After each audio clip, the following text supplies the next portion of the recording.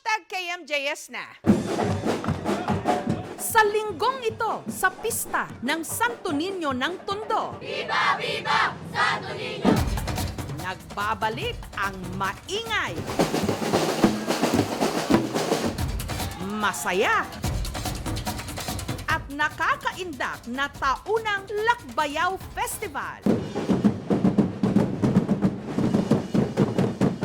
Viva! Viva! Santo Niño!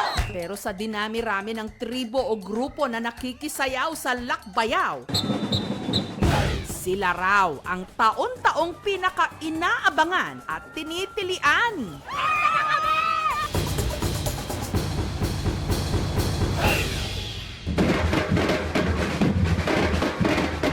Ang mga koya nyo kasi, todo kaldag, kembot, at giling ng nakataples.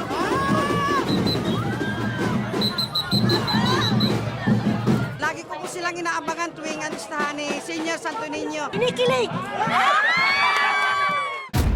At sa maniwala man kayo o hindi, ito raw ang paraan nila ng pagpapakita sa kanilang taunang panata kay Senyor Santo Niño.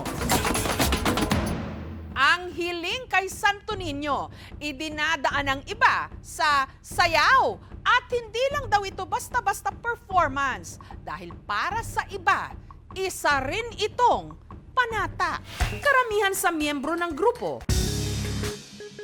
nagbubuhat sa Bakal Gym ni Willie noon. Naglagyan namin ng koryom, hindi naman kabastos-bastos yung pag-uubad. Si Willie kasi naniniwala na ang pagsasayaw sa Lakbayaw ang nagpagaling sa kanyang sakit. May kidney stone ako. Nang pinagdasal ko na sana matulungan ako, huminhawa ako. Hanggang sa bumuti nga ang kanyang lagay. Nung nag-umpisa kami nung magparada, ako itutuloy na natin to. Ang isa sa mga OG o original na miyembro ng grupo na si Pons. Dati raw talagang model. Since 2008, nasa modeling na po ako. Factor na nag-gym ako. Nagamit ko siya sa hanap buhay. Kay Senyor Santo Niño raw niya hiniling ang itinuturing niyang biggest blessing, ang dalawa niyang mga anak. Ang tagal na namin nagsasama. Sabi ko, ba't wala pa tayong baby? Yung first baby ko, halos 3 years din. Ganong katagal. Hanggang sa nagsunod-sunod na po. Kaya hindi na talaga ako bumitaw din sa panata ako sa Lakbayaw. Ang isa sa mga choreographer naman ng grupo na si Carl, idinadaan sa pagsayaw ang pasasalamat daw sa kanyang glow up. Ang payat ko po nun. Wala po talaga akong idea kung kaya ko po makipagsabayan po sa kanila sa laki po ng katawan eh. Makalipas ang 8 taon, kasabay ng pagtibay ng kanyang debosyon kay Santo Niño, ang pagganda rin daw ng kanyang katawan. Nag-gym po ako. Yung pagsasayaw ko naman po, yung talento ko, inaalay ko din po to dun sa Santo Niño po.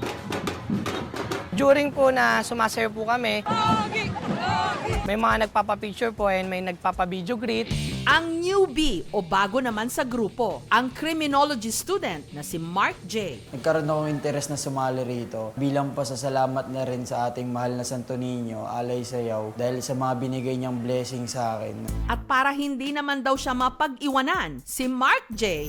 nagpaborta. Nagkaroon din akong opportunities na makasali sa Mr. Grand Philippines. Na-excite po ako, sobrang saya, para makapagpasaya na rin sa ibang tao. Viva! Viva! Santo Niño! Ang lakbayaw ay hango sa dalawang salita na pinagsama na lakbay sayaw. Ang intensyon ay ang mga nagsasayaw habang naglalakbay. Ilang gabi bago ang parada, ang grupo puspusa na ang ensayo.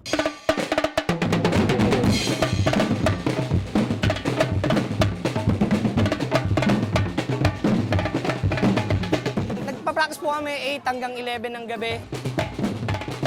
Nalilito-lito pa sa steps.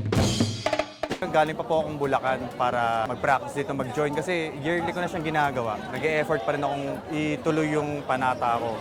At kahapon lang, ang kalsada ng Tondo muling dinagsa ng mga deboto.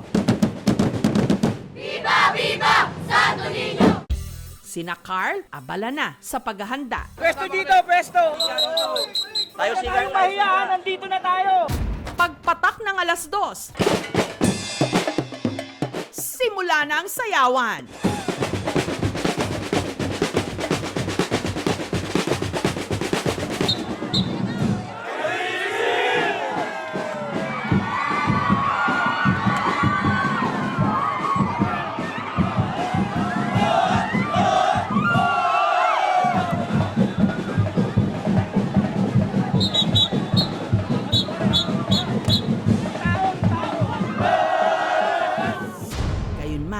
ilan pa ring hindi pabor sa kanilang ginagawa. Santo natin yan eh. Dapat igalang mo. Huwag mong lagyan ng kalokohan.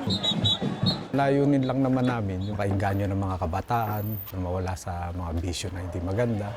May respeto po kami kay Santo Niño po. Alam naman din po namin yung mga limits po namin eh. Ang simbahan naman may paalala. Habang sila'y nagsasayaw, dapat sila ay nananalangin. Magkaroon tayo ng kababaan loob na sumunod sa kagustuhan ng Ama. Kaya naman ipinapaalala namin sa mga deboto na ang pagdiriwang ng kapistahan nawa ay maging banal at maging kalugod-lugod. Kanya-kanya tayong paraan ng pamamanata. Ano man ito, sa huli, ang mahalaga kung napatitibay nito ang ating pananampalataya. Viva, viva, Santo Niño!